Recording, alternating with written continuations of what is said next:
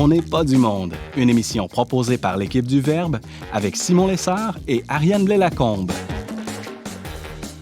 Cette semaine, à l'émission, Valérie Laflamme-Caron se demande s'il faut absolument créer des souvenirs à nos enfants. Ariane Beauferré nous présente son guide de recyclage pour les nuls et Romain Martini mange des crêpes pour la Chandeleur. Bref, on n'est pas du monde.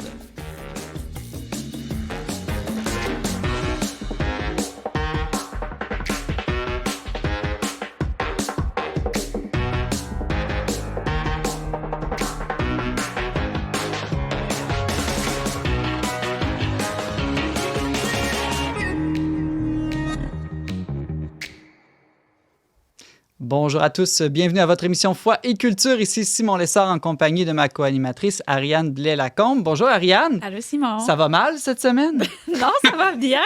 Je me disais que je te demande toujours si ça va bien. J'essayais de changer mes questions pour te surprendre un petit peu. C'était correct. Alors, on a toute une belle émission ensemble cette semaine, Ariane, avec nos fabuleux chroniqueurs. Romain Martini, bonjour. Salut Simon. Alors, tu nous apportes des crêpes en studio cette semaine? Alors, j'aurais bien aimé, mais je suis un peu superstitieux. Je suis comme mon père, lui, tu vois, il ne mange pas de galettes des rois avant l'épiphanie le 6 janvier. Moi, c'est pareil, je ne fais pas de crêpes avant le 2 février. Donc, il faudra revenir dans quelques jours. OK, donc on te réinvite la semaine prochaine. Exactement, t'as tout compris, voilà. Donc, on parlera de la Chandeleur avec toi en toute fin d'émission. Merci d'être avec nous. Ariane Beauferré, bienvenue. Alors, on a deux Ariane aujourd'hui en studio. Ça risque d'être un petit peu mêlant, mais il n'y a jamais trop d'Ariane à l'émission. Bienvenue. Oui, il en faut plus, toujours plus. Ariane, ça veut dire chanter. Ah! Plus on a, plus on chante. Merveilleux. Et toi, aujourd'hui, tu veux qu'on sauve la planète ensemble, c'est ça? Exactement. Et tu vas nous régler ça en quelques minutes par une action simple, accessible à tous. On a déjà suffisamment écrit là-dessus, alors qu'en fait, il y a juste quelques gestes à faire, puis c'est bon. Ah, alors on va découvrir ça avec toi, ton petit guide du recyclage milieu d'émission. Bienvenue, bienvenue. Et Valérie Laflamme-Caron, bonjour. Bonjour. Alors, tu continues ton voyage à travers le monde numérique pour dénicher les nouvelles tendances des jeunes. Exactement. Mais là, cette fois-ci, on se penche sur une vieille tendance ancienne, préhistorique de 2022. Ah, OK. C'est-à-dire les core memories. OK. Alors, on va découvrir ça avec toi dès le début de l'émission. On a très hâte de découvrir ça. Et Ariane Blais-Lacombe, qu'est-ce qu'on fête cette semaine à part la Chandeleur? Bien, la Chandeleur est vraiment la fête principale de cette semaine. Ça va être le 2 février. Et sans empiéter sur la chronique de Romain, je voulais vous poser une question. Donc, la Chandeleur, c'est la présentation de Jésus au temple qui a lieu 40 jours après sa naissance. Et cette période-là d'attente de 40 jours a inspiré une tradition aussi dans l'Église catholique. Est-ce que quelqu'un autour de la table est capable de nous la nommer? Carême, 40 jours?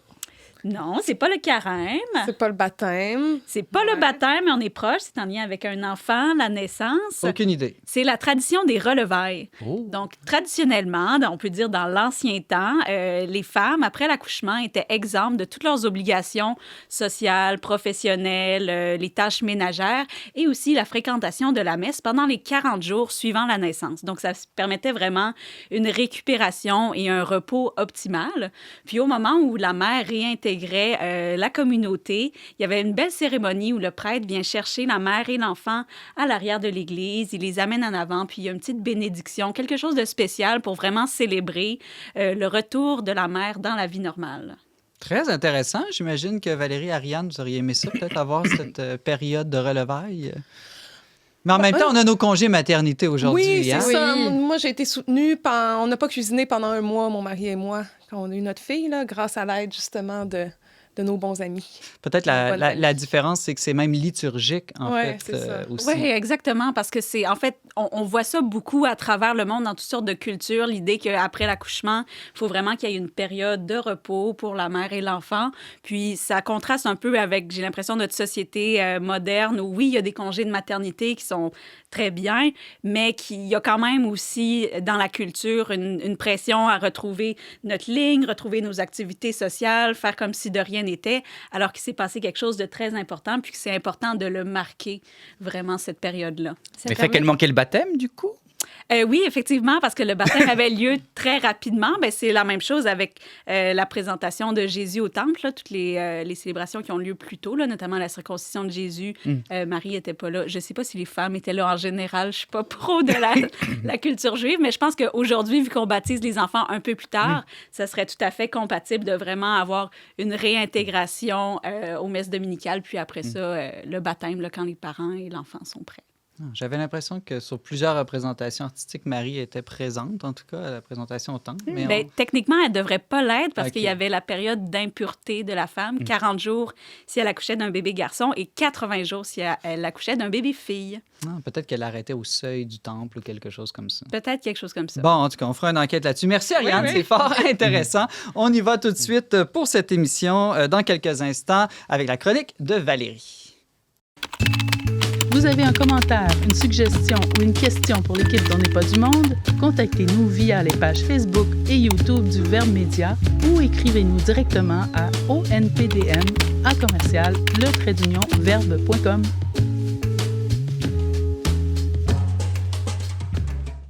Faut-il créer des souvenirs inoubliables à ses enfants et les archiver sur les réseaux sociaux? C'est la question que pose une nouvelle tendance chez les jeunes appelée le Core Memory ou mémoire centrale en français et qui est passée sous le radar de notre globe-trotteur du web, Valérie Laflamme-Caron. Salut Valérie! Allô, Simon? Alors, c'est quoi cette nouvelle tendance là, chez les jeunes, le Core Memory? Est-ce que c'est comme une sorte d'application d'intelligence artificielle qui remplace notre mémoire? Non, mais quoique, peut-être que maintenant, ça pourrait l'être, mais non, c'est une tendance qui a connu son apogée en 2003. Puis quand on parle de tendance, là, c'est que les gens vont produire du contenu sur différentes plateformes qui vont accompagner d'un mot dièse, d'un hashtag. Donc, c'était Core Memory. Et les gens allaient mettre essentiellement sur TikTok des montages vidéo d'images prises dans le quotidien, des moments heureux la plupart du temps. Par exemple, on marche sous la pluie, on célèbre un anniversaire, on écoute... on est un moment en famille, on écoute de la musique, il y a un fou rire, on a filmé ça. Ça peut être des moments aussi un peu plus exceptionnels, comme, c'est ça, lors de vacances à la plage. Et on allait accompagner ces images-là d'une pièce de piano émouvante, le plus souvent Cornfield Chase de Hans Zimmer. Puis c'est une pièce qui est tirée du film Interstellaire. Donc, c'est une pièce qui est très épique et qui, forcément, appliquée là, sur toutes sortes d'images, va les rendre beaucoup Ça soulève des émotions, là. Oui, ça devient très cinématique, C'est comme si notre vie éthérique. devenait une comédie musicale, un peu? Oui, mais du bon côté, là. Tu sais, c'est la fin d'un film touchant, plus qu'une comédie musicale, parce que la comédie, ça peut être plus léger, Ouais. alors que là, on rentre vraiment dans quelque chose de profondément émouvant. Donc, la vie vaut la peine d'être vécue. Exactement. Mais est-ce que c'est vraiment nouveau? Parce que le scrapbooking, on dirait que c'est juste la même idée, mais appliquée au numérique, non?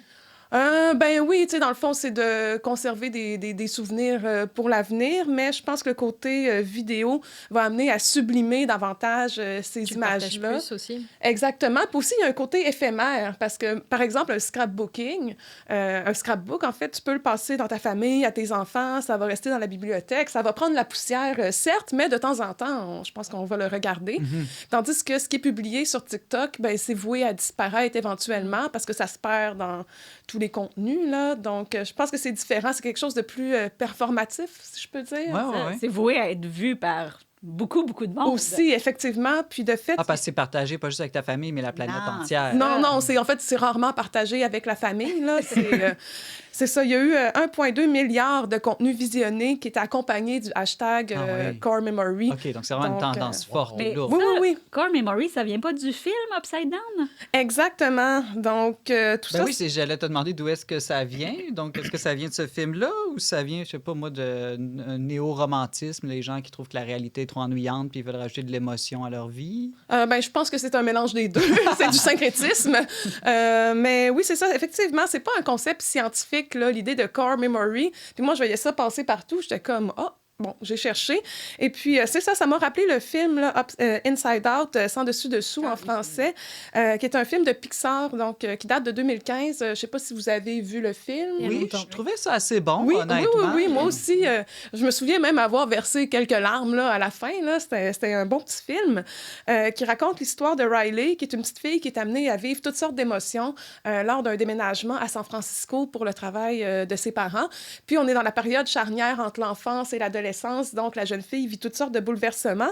Mais ce qui est vraiment particulier au film, c'est que l'histoire porte davantage sur les personnages qui incarnent des émotions dans le cerveau de la petite et qui administrent, si on peut dire, sa vie quotidienne. Et puis, on les retrouve là, justement face à des écrans, à un ordinateur et tout ça.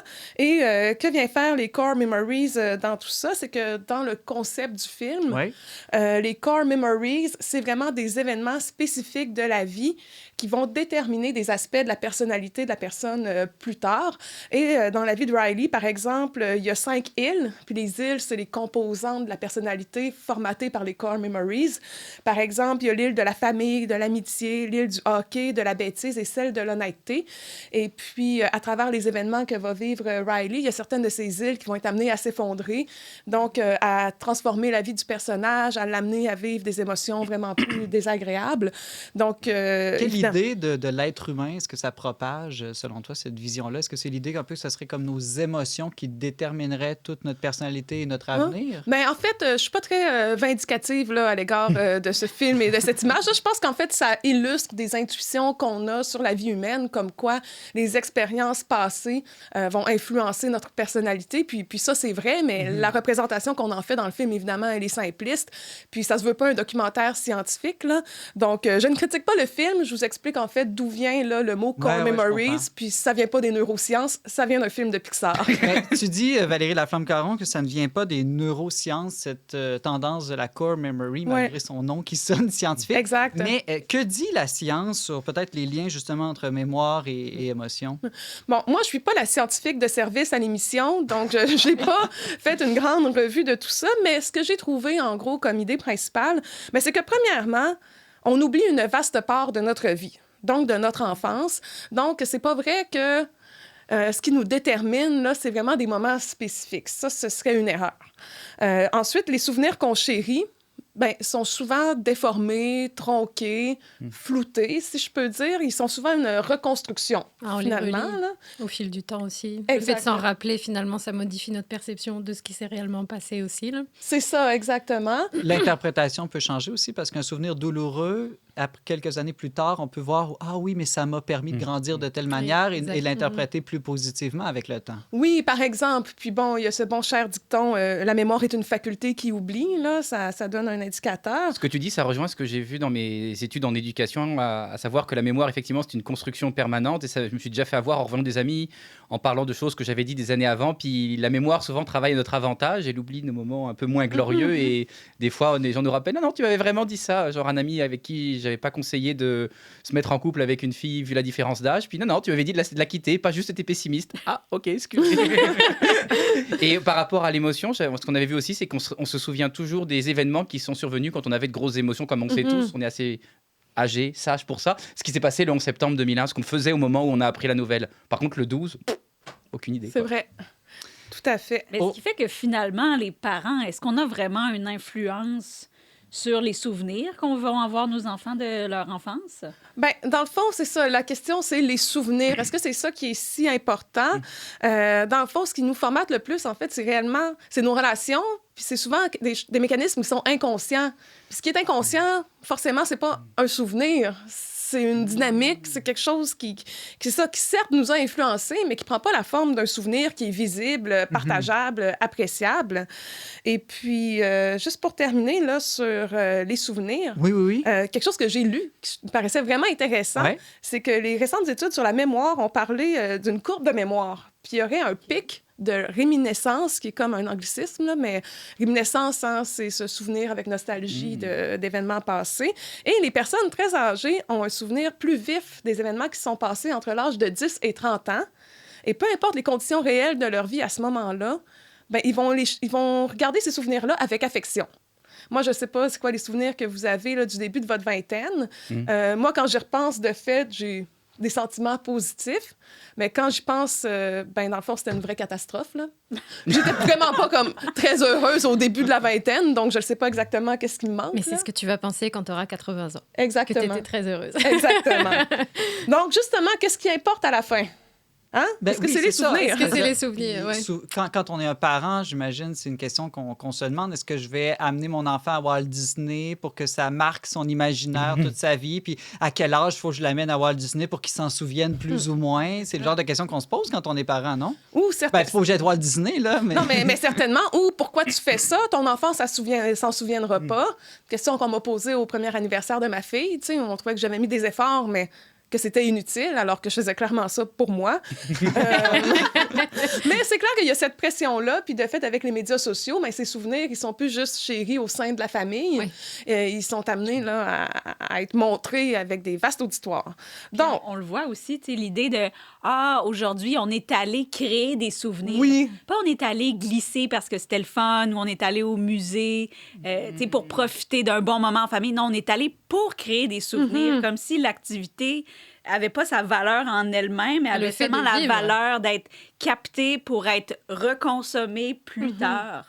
Ça, c'est un phénomène que je trouve vraiment étrange. Plutôt que de simplement vivre le quotidien puis considérer que ça a de la valeur finalement aussi. Là. Oui, puis c'est comme un certificat de garantie pour l'avenir.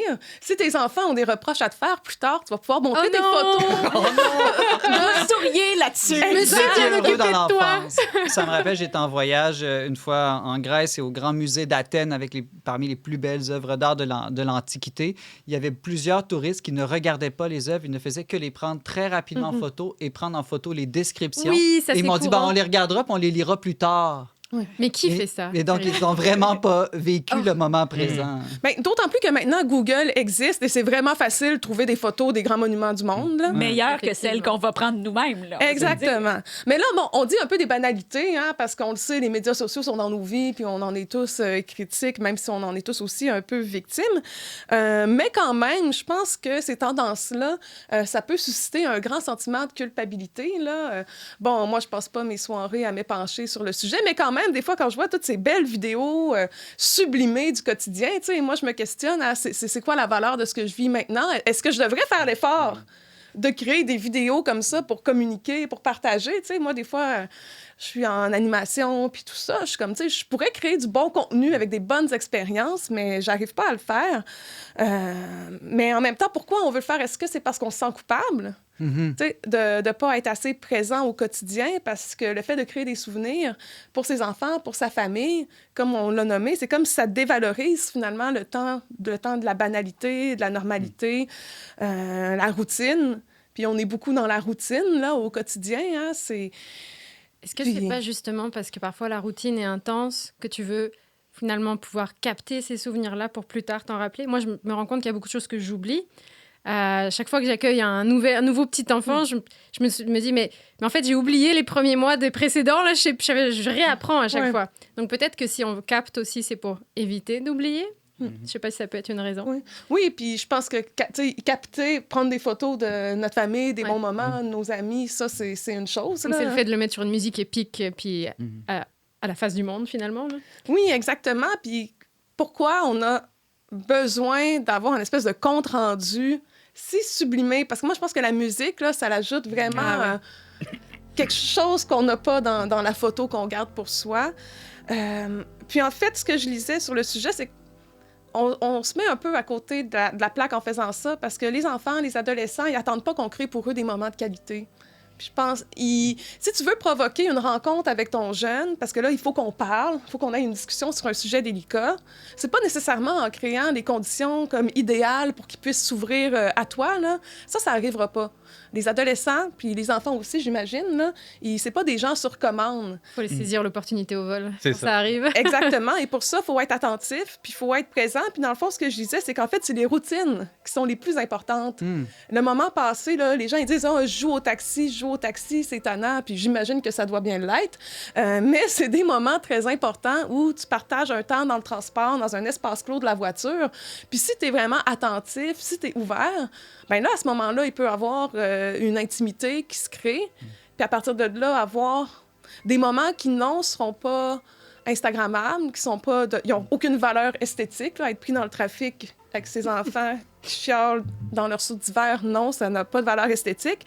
Mais c'est probablement là que se passent les choses les plus essentielles au développement, ou en cuisinant, par exemple, en faisant du ménage, tu sais, en partageant le quotidien, finalement. Ça inverse, en fait. Ce que je comprends, c'est que c'est les choses répétées et du quotidien qui ont plus de valeur, en fait, que ces super souvenirs qu'on veut mettre de l'avant. Oui, c'est ça. Donc, ce que je disais, ça nous invitait vraiment à plus créer du lien que créer des souvenirs. Puis c'est ça qui va vraiment influencer la personnalité de la personne. De toute façon, c'est la qualité du lien qu'elle a entretenu avec ses proches. Ça, c'est vrai que c'est fondamental. Puis c'est triste quand on veut, pour créer du lien, pour créer des souvenirs, mettre de côté des liens, par exemple, se dire, on va se payer un voyage à Walt Disney, on va travailler de l'overtime. Oui, on verra moins nos enfants, mais on va avoir cette semaine-là qui va être exceptionnelle. Beaucoup d'enfants, avec du recul, feraient le choix d'avoir leurs parents plus souvent au quotidien que d'avoir les vacances exceptionnelles qui vont bien paraître puis qui vont faire capoter tout le monde. C'est tout le temps qu'on avait pour cette chronique, mais avant de se laisser, Valérie, quand même, est-ce que tu as osé essayer de créer un core memory? Écoute, à la rentrée d'hiver, je me suis dit que ça serait intéressant de documenter le quotidien d'une animatrice de pastorale à l'école secondaire. Je me disais que ça ferait de l'excellent contenu et que j'avais du potentiel là-dedans. Mais comment tu veux vivre le moment puis te filmer en même temps? Pour moi, ça reste un grand mystère. Ça prend une équipe de tournage et nous, on a cette chance. Bon, je vous amènerai au collège me filmer. On ajoutera de la musique sur nos chroniques pour les rendre encore plus belles. Merci beaucoup, Valérie Laflamme-Caron, journaliste pour le magazine Le Verbe et chroniqueuse à On n'est pas du monde, agente de pastorale aussi au secondaire. Merci et à très bientôt, j'espère. Certainement.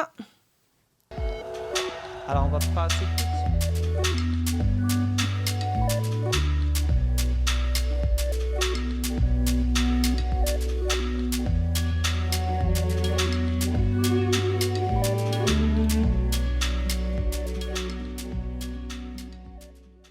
Recycler, oui, mais recycler quoi et comment, où et quand et surtout pourquoi? Pas toujours facile de s'y retrouver dans la science pratique du recyclage. Pour nous aider à sauver la planète tout en sauvant notre âme, Ariane Beauferré nous propose son petit guide de recyclage pour les nuls. Bonjour Ariane. Salut, tu mets la barre très haute là. toujours à cette émission. Donc, est-ce que c'est parce que tu es éco-anxieuse, Ariane, que tu cherches à reprendre un peu de contrôle sur ton environnement en Oui, recyclant? c'est ça. On va sauver la planète en reprenant le contrôle. D'ailleurs, moi, je suis persuadée si chacun fait sa part, Simon, on va y arriver. Est-ce que vous pensez ça, vous? Oui. Je suis plutôt cynique. J'ai plutôt l'impression qu'il faut avoir Moi des lois qui changent des choses plutôt à l'échelle globale. Tout à Moi, fait. je dirais que les deux sont nécessaires, en fait. Effectivement. Mais est-ce qu'on peut réussir à faire sa part? C'est ça la question. Ah. Est-ce qu'on peut faire suffisamment d'actes pour la planète, pour l'environnement, pour les autres, et au final, on va réussir à s'en sortir? Moi, j'y crois pas trop, mais c'est plus un débat philosophique. Donc, si jamais, Simon, tu veux en parler un jour, ou Laurence Godin-Tremblay, pas de pression. Non, Laurence, elle a dit dans une autre émission qu'elle est très terre-à-terre. Très terre à terre, Ouais, mais j'y crois pas trop, mais bon. Mais bon. Ariane, je me souviens qu'une fois, j'ai déjà eu cette discussion avec toi et tu m'avais dit, même si ça change pas la planète, quand tu es dans une perspective éthique chrétienne, chacune de nos Tout à fait. actions, quand même, est importante. Oui, on peut ça, pas c'est- dire, si ça change rien, j'ai le droit de gaspiller. Il ne faut peu pas être importe. trop cynique non plus. Effectivement, on a besoin de le faire. On ressent ce besoin tous, qu'on soit chrétien ou pas, croyant ou pas, ce besoin de faire le bien autour de nous. Ça implique aussi des actes pour notre maison commune. Ça, c'est le terme qu'utilise le pape François. Et lui-même en parle dans son encyclique. Donc là, je peux vous lire un tout petit passage. Mais oui, vas-y. La terre, notre maison commune, semble se transformer toujours davantage en un immense dépotoir. Et là, c'est là qu'on peut se dire « Oh, éco-anxiété, au secours !» Mais bien des fois, on prend des mesures seulement quand des effets irréversibles pour la santé des personnes se sont déjà produits. Ces problèmes sont intimement liés à la culture du déchet qui affecte aussi bien les personnes exclues que les choses vite transformées en ordures. Et là, il va dire par exemple, réalisons par exemple que la majeure partie du papier qui est produit est gaspillé et n'est pas recyclé. Alors, moi, ce que je propose, c'est qu'on se mette à la suite du pape et de bien d'autres avant lui, croyants ou pas, et on peut apprendre à mieux utiliser et recycler ce qui nous entoure, qu'il s'agisse de papier, de plastique, de verre, de polyéthylène réticulé à haute densité, HDXLP par son petit nom, si vous le connaissez pas. Il y en a plein d'autres. Recycler, oui, Ariane, mais dans une perspective environnementale, il me semble, on parle de 3 ou 4 R. Là, il y a autre Oui, chose que est-ce que vous les recycler qu'on connaissez? peut faire. Les 3 R, le grand mantra environnemental. Réduire. Oui, réduire. Ça veut dire quoi, ça? Réduire déjà nos achats, notre consommation. Est-ce qu'on a Exact. vraiment besoin de cet objet-là? Ou mettons, si tu dois offrir quelque chose, mettons plutôt que d'offrir un objet, et là je me prêche à moi-même, parce que je ne le fais pas toujours, mais offre plutôt un billet pour un temps de spectacle, qualité, par exemple, ou un temps de exemple. qualité. Réduire aussi la consommation d'énergie, la consommation d'eau, exact. Le deuxième R, est-ce que vous le connaissez? Réutiliser. Oui, exact. Réutiliser ce que nous possédons ou ce que d'autres n'ont plus besoin. Ça peut être des vêtements, parce que oui, il y a des gens qui réutilisent pas leurs vêtements, ils changent de vêtements tout le temps. Notre auto, les contenants réutilisables. Et le troisième R, c'est... Moi, j'ai déjà entendu réparer. Oh, ben c'en est un autre que tu rajoutes. Tu pourrais en rajouter, ouais. Ah, Réparer, oui. J'en ai d'autres réutiliser. d'abord. Recycler. Oui. Recycler, Recycler, évidemment. le troisième. Rendre à la terre, j'ai trouvé ça quelque part. Oh. Dans l'idée Rendre à de la composter terre. ou de Oh. rot en anglais. Ça, c'est une bonne idée. Ben, vous voyez, Ouais. il y a d'autres Puis j'en ai R même qui un autre existent. que j'ai trouvé, Ariane.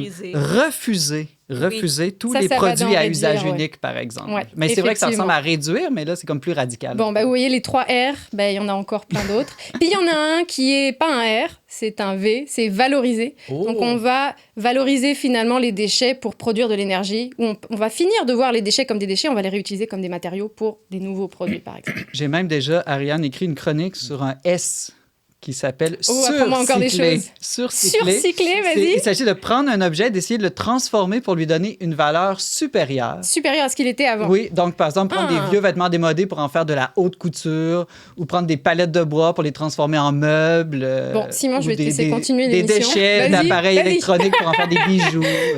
Bon, mais il y en a plein d'autres. C'est super. Mais Exactement. aujourd'hui, moi, je vais me concentrer sur un, c'est le recyclage. Et donc, comme c'est pas un sujet, bon, vous endormez pas, c'est le recyclage, quand on parle de ça, ça n'a pas l'air génial, c'est pas un sujet ultra sexy.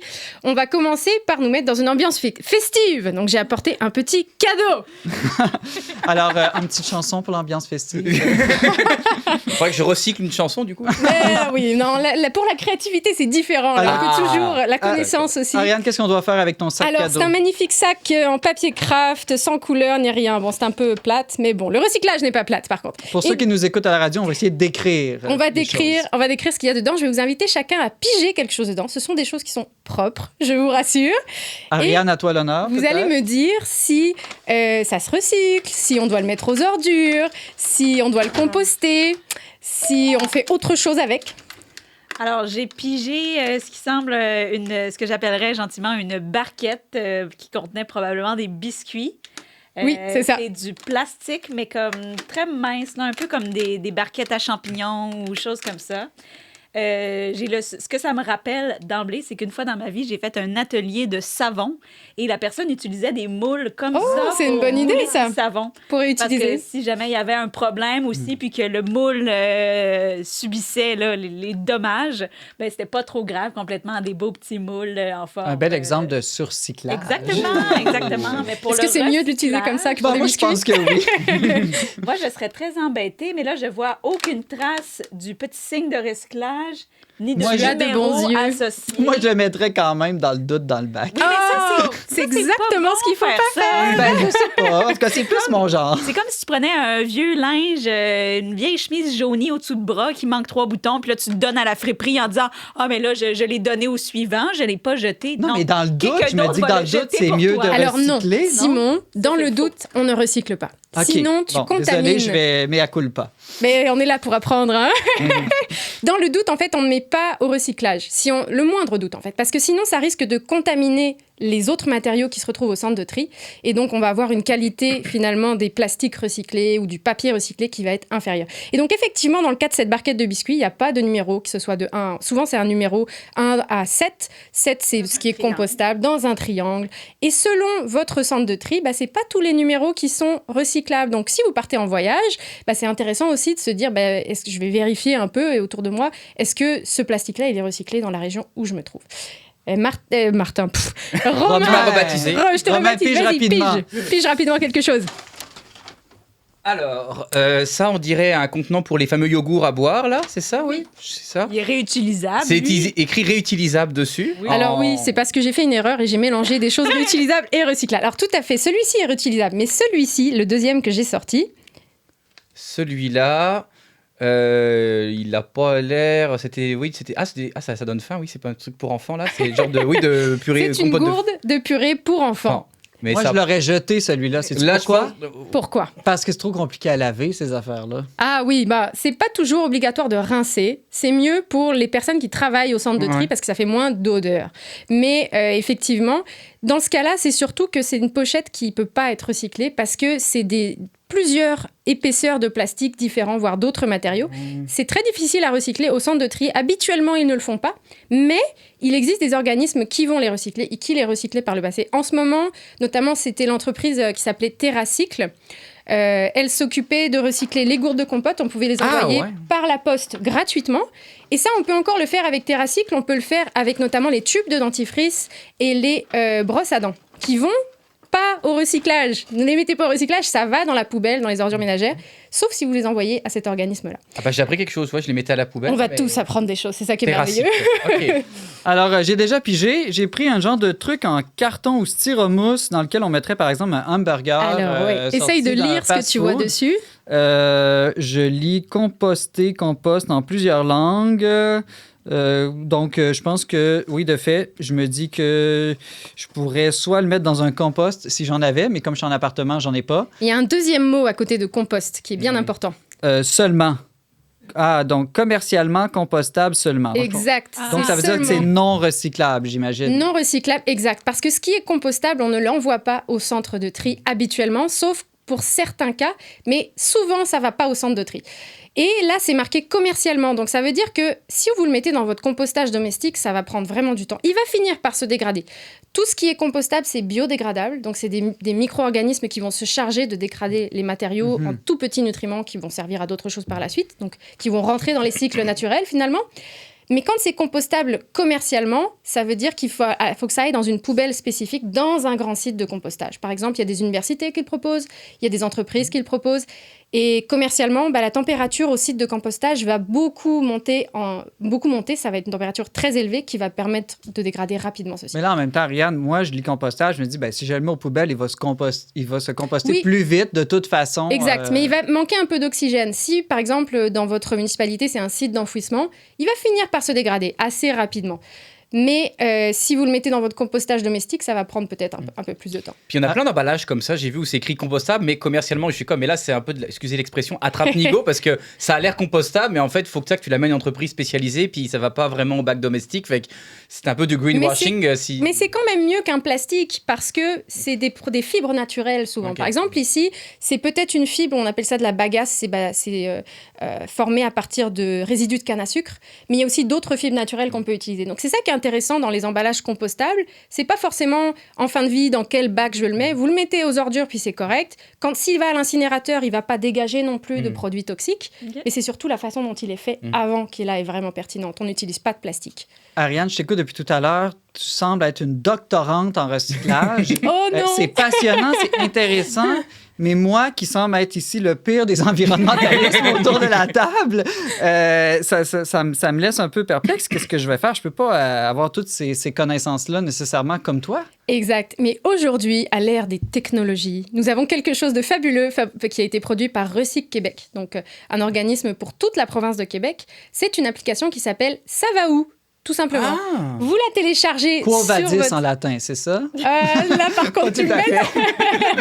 Quo vadis, c'est où vas-tu, non? C'est ça? Mais ça pourrait être ça. Biblique, mais Quo vadis, je pense que les gens n'iraient pas télécharger l'application, malheureusement, pour le recyclage. Ça va où? Tout simple. Vous la téléchargez sur votre tablette, pour ceux qui vivent encore dans le passé, qui ont des tablettes. Bon. Sur votre cellulaire intelligent, ou ça fonctionne aussi sur l'ordinateur. Et c'est vraiment facile. Vous rentrez le nom de votre municipalité. Donc, Contrecœur, si vous habitez à Contrecœur, Québec, Montréal. Mais là, t'as pas envie que les gens recyclent à Contrecœur. Tu veux qu'ils le fassent de bon cœur. Oui, exact, c'est vrai. Oh. C'est pour ça qu'on a cette application Ça va où? Et donc, vous mettez, par exemple, le nom de l'emballage. Donc, si c'était la gourde de compote pour bébé, vous pouvez mettre sachet de compote. Et l'application va vous proposer différents termes qu'elle pense correspondre à ce que vous recherchez. Et elle va vous dire dans quel bac ça va dans votre municipalité, tout simplement. Donc, en cas de doute, on sort son téléphone, on rentre le matériau dedans et on sait quoi faire.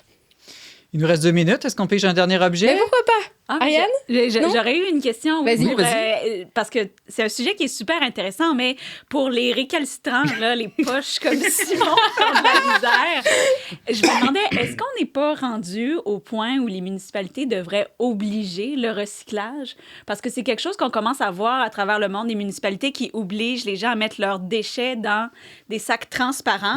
Puis si tu mets trop de contenants recyclables dans tes déchets, soit tu as une amende, soit ils ne ramassent Tu pas sauras que j'ai ton vécu sac. ça, Ariane, Oui, puis tu en t'en es tiré. Nouvelle-Écosse. Si tu mettais des choses compostables ou recyclables Recyclables. dans tes poubelles, il y a un inspecteur qui passait une fois par année, tu ne savais pas quand, OK. aléatoirement. Puis c'était quand même quelques centaines de dollars d'amende. Oui, ça existe, le système Mais d'inspection. est-ce qu'on est rendu là? Est-ce que c'est Ça a été une mis en mesure que place. tu juges Je suppose que pertinente? personne aime recevoir des amendes. Donc, effectivement, ce genre de mesure, ça incite peut-être à faire un peu plus attention. Surtout si, quand la personne fait l'inspection, elle te dit qu'est-ce qui ne va pas. Parce que peut-être que tu ne savais pas que le contenant compostable, il ne va pas dans le recyclage. Donc là, je dirais que c'est une mesure complémentaire, mais insuffisante, clairement. Il faut des carottes et du bâton dans la vie.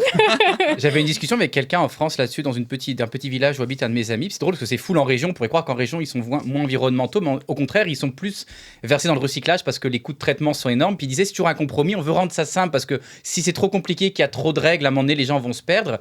Donc il y a quelques trucs qui techniquement pourraient se recycler de manière spécifique qu'on va mettre aux ordures, mais ils installent des contenants pour faire en sorte justement que les gens trichent pas. Puis ils y vont d'abord avec de la prévention. Puis à un moment donné, si après beaucoup de prévention, les gens continuent à faire des erreurs, bah là, ils vont sévir. Mais je trouvais que leur approche était bien équilibrée. C'est Puis progressif. il m'a dit que ça allait se développer partout en France avec le temps, puis ça va probablement faire des petits en Europe et dans le monde. Et dans le monde entier.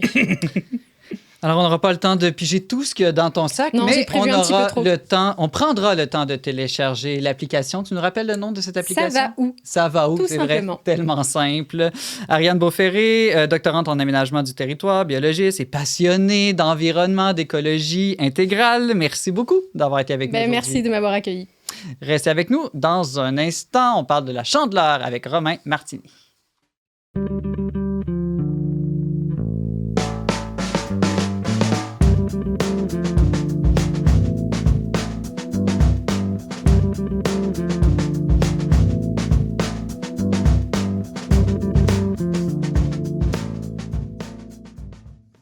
De retour à On n'est pas du monde avec Simon Lessard et Ariane Blais-Lacombe. Quel lien y a-t-il entre Jésus dans un temple, des chandelles et des crêpes? La fête de la Chandeleur célébrée tous les 2 février, Pour nous aider à célébrer cette fête comme il se doit et nous coucher un peu moins niaiseux ce soir, Romain Martini est avec nous. Salut Romain. Salut Simon. Alors, toi, tu es français d'origine. Oui, ça Faut dire s'entend que d'ailleurs. Oui, c'est ça. Il faut dire que c'est une tradition un peu plus française de manger des crêpes à la Chandeleur. Exactement. Moi, quand je suis arrivé ici, le 1er 2 février, que j'étais là, j'étais comme, cool, on fait des crêpes. Puis les gens, les Québécois me regardaient. Hein? Le 2 février, c'est la Chandeleur. Bah non, c'est le jour de la marmotte. C'est quoi ça, c'est le jour de la marmotte? Puis quand j'ai appris ce qu'on fêtait, je vous rassure, je vais pas faire la chronique sur le jour de la marmotte, j'ai trouvé ça très cruel pour les marmottes. Puis j'ai dit non, pour moi, le 2 février, c'est la Chandeleur. Tu sais, t'étires le temps des fêtes. Tu sais, t'as les fêtes, t'as les rois que t'étires en France jusqu'à la fin du mois de janvier. Puis là, t'arrives en février, tu peux plus manger de galettes. Alors on me dit, tu manges des crêpes. Fait que pendant longtemps, pour moi, quand j'étais pas chrétien, ça a été ça, parce que j'ai pas grand... T'en manges jusqu'au Mardi Gras? Moi, quand on n'était pas chrétien, il n'y a pas de carême, si tu veux, donc on peut en manger toute l'année. Ah, OK. Mais fait que c'est une fête culturelle aussi. C'est pas juste chez les chrétiens. C'est comme Pâques puis Noël ici. Tout le C'est monde ça. fait de la Chandeleur. Mes parents mange sont des pas du crêpes. tout chrétiens, puis on mangeait des crêpes tous les 2 février. Pas que, mais le 2 février, c'était important. Ou si c'était en semaine, des fois. Mais ma mère, je pense, elle faisait quand même l'effort, parce que celle qui faisait les crêpes, de les faire, même si c'était la semaine. Mais sinon, c'était le premier jour de fin de semaine qui suivait. Donc, c'était devenu un sens où, voilà, c'est ça culturel. Puis quand je suis devenu chrétien, j'ai appris que le 2 février, on fêtait la présentation de Jésus au temple. Et c'est d'ailleurs une de mes fêtes préférées. Alors, après c'est Pâques quoi et Noël. cette fête de la présentation? C'est un drôle de nom, présentation. Ouais, Chez c'est les ça. autres, c'est quoi? Ils se sont présentés l'un à l'autre, le temple Salut et Marie, Jésus. ça va? Non, Salut c'est pas le ça. temple. Salut le temple, comment ça va? Fait que ça, moi, je cherchais à comprendre le lien. Je dis, les crêpes, la Chandeleur, c'est quoi le lien entre des chandelles et des crêpes? Et avec la présentation. Donc, fait que j'avais 2 inconnus, là, j'en avais 3 dans mon équation.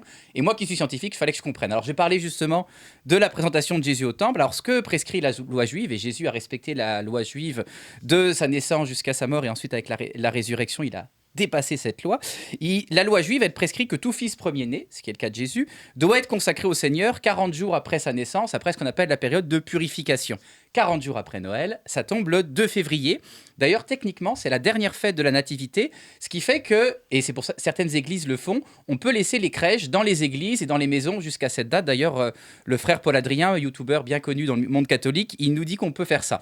Dans les maisons, je le recommande moins aux personnes qui ont des enfants parce que ça laisse l'ambiance dans des fêtes. Donc quand on veut retourner à les faire venir à l'école, ça marche plus. Là. Moi, je suis plus capable de ramasser des petits rois mages partout dans ma maison. Moi, mon problème, c'est que j'ai une crèche extérieure, puis il y a trop de neige, alors je ne l'ai pas encore enlevée, mais... C'est correct, t'as jusqu'au 2 février. Oui. T'as jusqu'au 2 février, Tu t'es correct. évangélises un peu plus longtemps ton quartier. C'est ça, voilà. Voilà. Alors, qu'est-ce qui s'est passé quand ils sont allés présenter Jésus au temple? Donc, ce qu'ils faisaient, c'était vraiment l'offrir au Seigneur. Mais il y a aussi un autre événement très marquant qui est relaté, tout ça, c'est dans l'évangile de Luc, c'est que Siméon, un vieil homme qui avait été poussé par l'Esprit pour aller là, l'Esprit Saint lui avait dit qu'il ne mourrait pas avant d'avoir vu le Sauveur. Puis, il faut vraiment être rempli d'Esprit Saint pour reconnaître le Sauveur dans un petit bébé, mais même à 40 jours, il n'était pas bien gros. Et c'est là qu'il a prononcé son fameux cantique « Maintenant, ô Maître souverain, tu laisses ton serviteur s'en aller en paix selon ta parole, car mes yeux ont vu le salut que tu prépares à la face des peuples, lumière qui se révèle aux nations, et gloire de ton peuple Israël. » Bravo, Romain, de connaître ce C'est un cantique par très cœur. bon D'ailleurs, cantique. les prêtres Oui, magnifique. religieuses le prient dans l'office qu'on appelle des complis tous les soirs avant de se coucher. Exactement. Et moi, je le connais aussi de par mes Les laïcs ont origines. le droit de le faire aussi, d'ailleurs. Bien sûr, puis moi je le connais parce que avant d'être catholique, j'ai fait une chronique sur mon cheminement de foi que j'invite tout le monde à écouter. J'ai été luthérien et Luther qui est un ancien moine aimait tellement ce cantique qu'il l'a intégré dans l'ordinaire de culte luthérien et les luthériens qui communient aussi après la communion vont généralement réciter le cantique de Siméon et quand je finis mon chapelet, après toutes les prières ou quand je fais un dizainier, je rajoute toujours le cantique de Siméon. Ça fait aussi une belle berceuse le soir pour les enfants. Ah, Parce je qu'il vais y le a garder, de belles adaptations chantées, là. Il y en a plusieurs. Alors, comme il chante, on pourrait se dire que c'était le chant de l'heure, donc c'est ça, la chandeleur. Non, c'est pas ça. Oh Voilà, ça c'est fait. Alors, cette fête, elle a été fêtée dès le IVe siècle, mais d'abord en Orient. Et elle était fêtée, quand je dis que c'est ma fête préférée après Pâques et Noël, c'était leur cas aussi. En fait, elle était fêtée à l'époque avec autant de solennité que Pâques, parce qu'en fait, c'est une anticipation de l'offrande pascale. Marie, elle offre son fils à Dieu. C'est comme s'il ne lui appartenait plus à partir de ce moment-là. C'est quand même quelque chose. Et c'est venu en Occident après. Et pourquoi j'aime bien cette fête et je pense qu'elle devrait être davantage célébrée, c'est pas une fête parmi d'autres, c'est que je trouve qu'elle fait le pont entre la nativité Noël et le carême, l'offrande de Jésus. Parce qu'on entre dans le carême bientôt dans le monde chrétien. Donc je trouve vraiment que c'est une fête importante. Et là, on peut se demander, moi, comment cette fête qui était fêtée en Orient est devenue la chandeleur Ben là, en tu Occident. m'enlèves les mots de la bouche. La bouche. Oh, pardon, est-ce que je t'ai volé ta question? Excuse-moi. Mais non, mais allez, vas-y, réponds. C'est mon Alors, côté de prof, j'ai l'habitude de faire mes transitions. comment on passe de présentation au temple à chandeleur? Romain Exactement. Alors en fait, c'est comme souvent la christianisation de fêtes païennes au pluriel, une fête germanique qu'on appelle... Alors il y a plusieurs hypothèses, je cite les plus probables. L'hypothèse de l'ours et d'une fête celtique. Il y en a qui parlent d'une fête latine, mais elle est plus éloignée donc. Ah, là, je commence à comprendre pourquoi ça t'intéresse. Quand c'est lié aux Celtes, au Voilà, Nord, j'ai fait à une très belle clé sur l'Irlande. l'Irlande. Je vais pas faire une chronique sans parler de l'Irlande, vous me voyez venir, donc je vais en parler un peu aussi. Mais c'est en lien, je veux dire. Alors, je vais commencer par le monde germanique, moi qui ai fait de l'allemand. En fait, ils célébraient dans le monde germanique la sortie de l'hibernation de l'ours, qui sortait la tête, voir si le temps était clément, et qui après décidait s'il sortait définitivement Comme la ou pas. marmotte. Oui, Exactement, là. je me suis dit, finalement, la fête de la marmotte, ils n'ont rien inventé, ça vient. Puis c'est plus facile de sortir c'est moins risqué de sortir une marmotte qu'un ours. Effectivement. Voilà, disons que l'ours, il te manque un bout de bras après, souvent. Et ça symbolisait le retour des beaux jours, et il y avait des processions. Des beaux jours, c'est Des ça? beaux jours. Ah, ok. Oui, j'ai fait un jeu. Ah oui, un lapsus révélateur. C'était bon ça. Ça symbolisait le retour des beaux jours et il y avait des processions au flambeau. Puis là, on va se dire, ouais, mais ça, c'était chez les Germains. Comment c'est venu en Occident? Bah, au 5e siècle, l'Empire romain d'Occident n'était pas en très grande forme, il s'effondrait et les Germains en dominaient la majeure partie. Donc, il y avait une grande influence culturelle. Et parallèlement, en Irlande, qui elle a été christianisée au 5e siècle, le 1er février, donc un jour avant le 2 février, on célébrait le festival d'Imbolc qui célébrait le début du printemps parce que les saisons celtes, elles commencent le 1er février, le 1er mai, le 1er août et le 1er novembre. Et pourquoi on célébrait le printemps le 1er février alors que c'est encore gris, voire neigeux, etc. C'était que c'est vraiment... Oui, les jours rallongent depuis le solstice on le du voit. 21 décembre, mais on commence vraiment à le voir à partir de fin janvier, début février. Donc on voit de manière notable que les jours se rallongent. Et il y avait aussi des processions au flambeau en l'honneur de la déesse irlandaise, déesse celte, Bridget. Donc, on avait des processions au flambeau, mais pour des raisons païennes. Donc, le pape Gélas Ier, en 472, comme souvent, comme bien d'autres papes, plutôt que d'interdire complètement ces célébrations païennes, a décidé de leur donner un sens chrétien. Donc, on pouvait continuer à faire des processions au flambeau, mais plus en l'honneur de l'ours, qui était vraiment des fois vénéré chez les Germains presque comme un dieu, ou de la déesse Brigitte. Alors, c'est drôle, c'est que la déesse, ça a été le 1er février maintenant, c'est la Sainte Brigitte, en Irlande, une des saintes principales de l'Irlande, qui a été évangélisé par Saint Patrick, puis qui a évangélisé par la suite. C'est devenu même un jour férié là-bas, c'est pour dire en l'honneur des gens qui ont souffert et de la Covid ou qui se sont donnés, les travailleurs de la santé, pendant la Covid. En tout cas, donc, je vais revenir au pape Gélas Ier. Donc, au lieu d'interdire la célébration, il a dit, on va continuer à célébrer, de faire des processions au flambeau, mais on va cette fois non plus célébrer ça, mais on va célébrer la présentation de Jésus au temple. En fait, il a étendu une fête déjà célébrée en Orient à l'entièreté de l'Occident chrétien, et il a dit c'est tout à fait correct de faire des processions au flambeau parce que Jésus c'est la lumière du monde, c'est l'espérance, ça colle bien avec le retour des beaux jours et des jours qui rallongent. Donc les flambeaux... Si je comprends bien, Romain Martini, on a transformé les flambeaux en chandelles, et chandelle, chandeleur, c'est comme le lien se fait comme ça. Au début c'est ça avec des flambeaux qui étaient bénis, mais un flambeau c'est bien dehors, mais dans une maison, dans une église, c'est moins pratique. Donc, ils ont remplacé ça par des chandelles. Ça coûte moins cher. Bon, encore que ça fait des économies de bout de chandelle, tu vas me dire. Et ils ont béni les chandelles également dans les églises et les maisons. C'est ce qui a donné la chandeleur. Donc là, j'ai résolu une partie de l'équation. J'ai le lien entre la chandeleur et la présentation de Jésus au temple. Mais il reste les crêpes. Voilà. Où vont les crêpes? Pourquoi on mange des crêpes? Pourquoi on mange des crêpes? Voilà. Alors... En fait, alors là, c'est en lien avec justement ces processions au flambeau, ces anciennes fêtes païennes. C'est que du côté germain ou celtique, les paysans faisaient toutes ces processions avant les semailles. Et là, on va se dire ici, au Québec, des semailles en février, ils sont donc ben fous. Oui, mais en Europe, le climat est plus clément. Donc, on peut faire des semailles, selon le pays où on habite, au mois de février ou en mars, mais souvent en février. Donc, ils faisaient ces processions avant les semailles. Et ici, il restait de la farine de l'an passé. Ça veut dire qu'on n'avait pas tout mangé. Donc, on l'utilisait pour confectionner des crêpes. Et c'était le symbole. Oui, voilà. Des lapsus. Et ces crêpes étaient le symbole de la prospérité pour l'année à venir. Alors après, il y a la superstition que tu devais jeter une pièce, un louis d'or en France, que de la main gauche ou droite, je sais plus, et qu'il fallait que tu jettes la crêpe en même temps et que tu récupères le sou dans l'autre main et que la crêpe se retourne bien. Et c'était un gage de bonne chance. Et ça, c'est une superstition pour l'année à venir. Donc, si vous voyez des fois des amis français qui jettent des sous en faisant des crêpes, ça vient d'une vieille superstition. T'as déjà vu ça, toi? Plus dans des vidéos, peut-être des gens des fois. D'accord. Mais j'ai déjà vu quelqu'un faire ça, il me semble. Mais il y a longtemps, quand j'étais petit. Et là, on peut se dire, ok, bon, c'est bon, ok, ils font des crêpes, c'est très bon, ça me donne faim. Mais pourquoi la crêpe? Quel est le lien entre la crêpe, justement, cette chandeleur, présentation temple? C'est que la crêpe, je ne vous apprends rien, a une forme ronde qui rappelle le soleil, la lumière, l'espérance. Donc, on peut continuer à en faire sans se sentir mal, mais déjà... Ariane n'a pas de l'air convaincue, là. C'est un peu... Ça ressemble un peu à la galette aussi, hein. Oui, c'est un peu étiré, mon affaire. Non, mais j'ai vraiment lu là-dessus. J'ai lu un article dans le journal catholique La Croix. Il parlait de ça aussi. Donc, c'est pas juste du Wikipédia, mon affaire.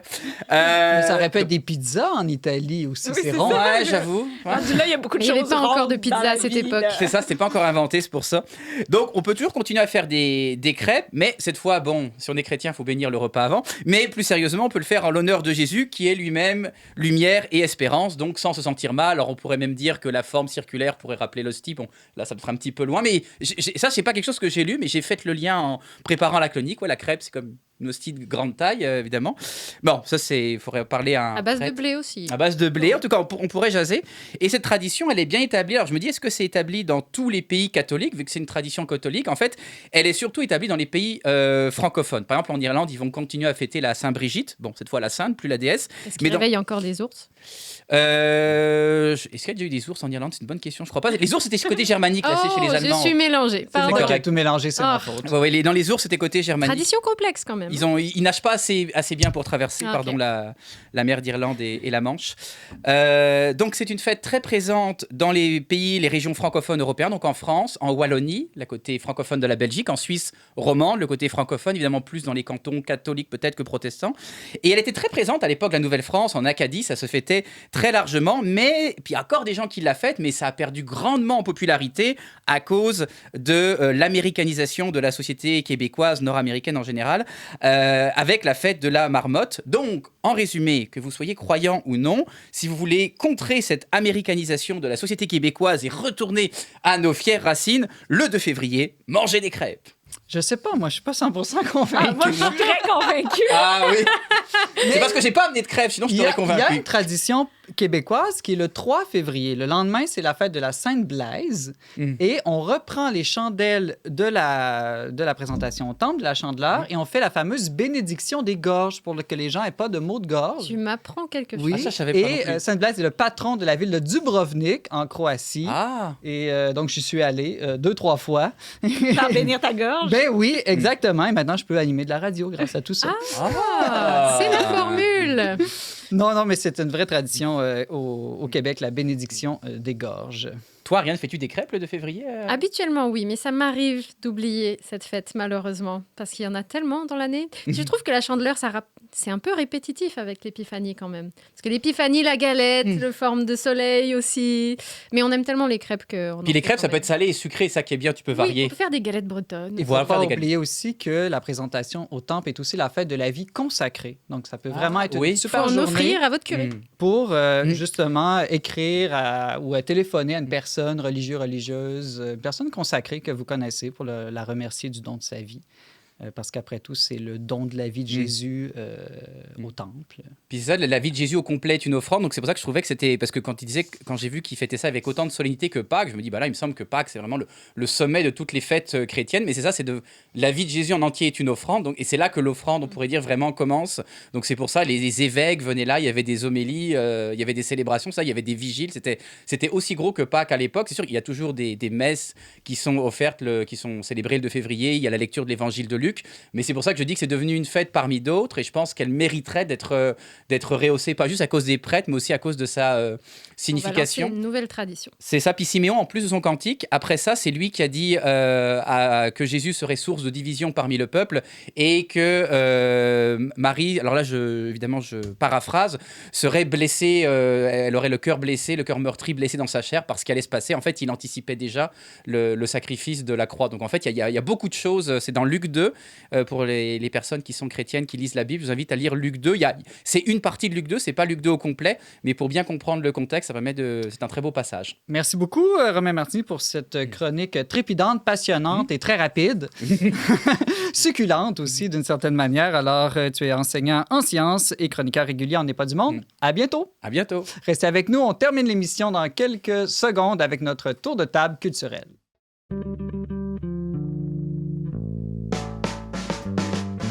On n'est pas du monde est une émission produite par l'équipe du magazine Le Verbe. Pour vous abonner gratuitement et recevoir 8 numéros par année, visitez leverbe.com/abonnement. C'est l'heure de notre tour de table culturel. Romain Martini, je commence avec toi. Qu'est-ce que tu nous proposes cette semaine? Alors, je vous propose un film qui s'appelle Au revoir le bonheur, que j'ai découvert pendant le temps des fêtes. Une histoire de 4 frères de Montréal qui viennent de perdre leur père, qui avait une résidence secondaire aux îles de la Madeleine. Et pour perpétuer la tradition, c'est là qu'ils vont aller enterrer les cendres. L'affaire, c'est que ces 4 frères ont des personnalités, des caractères très différents, comme dans bien des familles. Donc, tout le monde peut se reconnaître là-dedans. Puis moi et mon frère, par exemple, on a des caractères très différents. Et quand des imprévus surviennent, j'ai pas volé de punch, eh bien, les différences de caractère et de personnalité commencent à semer la bisbille dans la famille. Et après, ça soulève la question suivante qui se soulevait à chaque décès. Maintenant que leur père est mort, est-ce qu'ils constituent encore une famille ou est-ce que, comme le suggère l'un des frères, ils devraient chacun fonder et mener leur famille séparément. Je ne vais pas donner la réponse qui est adoptée par les frères dans le film. Je vous laisse voir le film qui est disponible en vidéo à la demande. Et pour ceux qui prennent, c'est pas pour faire de pub pour cette compagnie aérienne, mais pour ceux qui voyagent prochainement avec Air Transat, le film est disponible dans la sélection de films. Merci, Romain. On mettra d'ailleurs toutes les suggestions culturelles dans la description de nos vidéos sur YouTube et Facebook. Valérie Laflamme-Caron, tu nous proposes un livre, toi, cette semaine. Oui, c'est un roman autobiographique écrit par Marie-Pierre Duval, qui a œuvré dans le milieu de la télévision pendant de nombreuses années, encore aujourd'hui. Puis elle était reconnue comme étant une grande productrice pour l'émission Tout le monde en parle, donc c'est pas rien.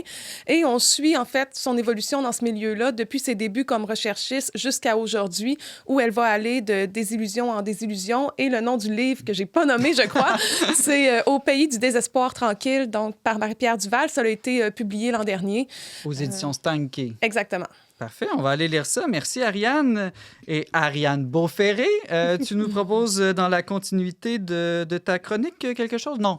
Non, pas sur le recyclage, mais en 2022, donc quelque chose de vieux, comme dont parlait Valérie, on a fêté un anniversaire, c'était les 200 ans finalement de la déchiffrage de la pierre de Rosette par Jean-François Champollion.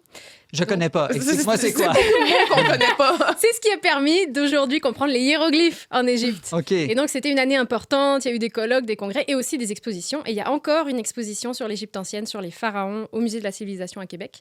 J'y suis allée avec aussi mes jeunes filles de 5 et 7 ans et j'ai trouvé ça adapté aussi pour les jeunes enfants et les adultes. Parce qu'il y a quand même des choses à toucher, des boutons pour écouter de l'audio, des maquettes.